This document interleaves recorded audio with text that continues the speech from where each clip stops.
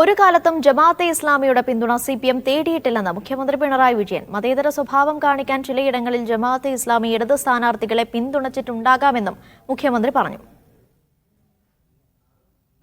നിങ്ങളന്ന് സ്വതന്ത്രമാണെന്ന് പറയാറുണ്ടായിരുന്നു.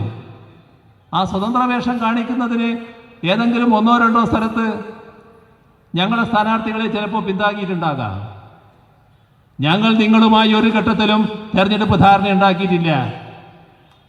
ഹോൾസെയിലായിട്ട് നിങ്ങളുടെ പിന്തുണ ഞങ്ങൾ അഭ്യർത്ഥിച്ചിട്ടുമില്ല. നിങ്ങൾ സ്വതന്ത്രമായി നിങ്ങളുടെ നിലപാടുകൾ സ്വീകരിച്ചിട്ടുണ്ടാകാം. അതിനപ്പുറം നിങ്ങൾക്ക് പറയാൻ കഴിയോ? ഇപ്പോഴതാണോ? പ്രിയങ്ക ഗാന്ധിക്ക് പരസ്യ പിന്തുണയല്ലേ ജമാഅത്തെ ഇസ്ലാമി പ്രഖ്യാപിച്ചത്? എന്ത് പറയാനുണ്ടായി കോൺഗ്രസിന്? ജമാഅത്തെ ഇസ്ലാമിയുടെയും SDP-യുടെയും പിന്തുണ പരസ്യമായി വരുമ്പോ പ്രതികരിക്കണ്ടേ? സുനിൽ ഐസക് കൂടുതൽ വിവരങ്ങൾ നൽകും. സുനിൽ, വിശദാംശങ്ങൾ. കുത്തുപറമ്പ് രക്തസാക്ഷി അനുസ്മരണ സമ്മേളനം ഉദ്ഘാടനം ചെയ്തുകൊണ്ടായിരുന്നു മുഖ്യമന്ത്രിയുടെ പരാമർശങ്ങൾ.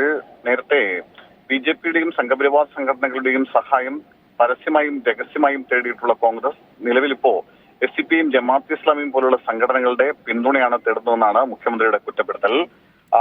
അത് മാത്രമല്ല, ഇതുവരെ തെരഞ്ഞെടുപ്പിൽ വിശ്വസിക്കാതിരുന്നവരാണ് ജമാഅത്തെ ഇസ്ലാമി.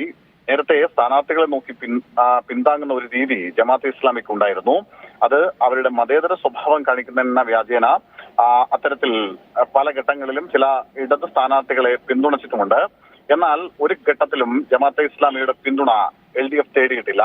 മാത്രമല്ല, ഈ TK ഹംസയും MV ഗംഗാധരനും പൊന്നാനിയിൽ മത്സരിച്ചപ്പോൾ ഗംഗാധരനെ പിന്തുണച്ച ചരിത്രമാണ് ജമാഅത്തെ ഇസ്ലാമിയുടേത്.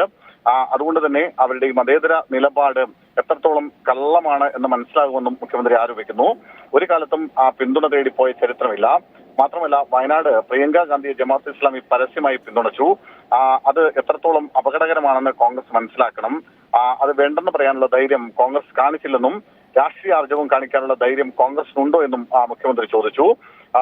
എന്തായാലും ഈ പല ഘട്ടങ്ങളിലും ഇടതുപക്ഷം ജമാഅത്തെ ഇസ്ലാമിയുടെ പിന്തുണ തേടിയിട്ടുണ്ടെന്നാണ് ഇപ്പോൾ പ്രചരിപ്പിക്കുന്നത്.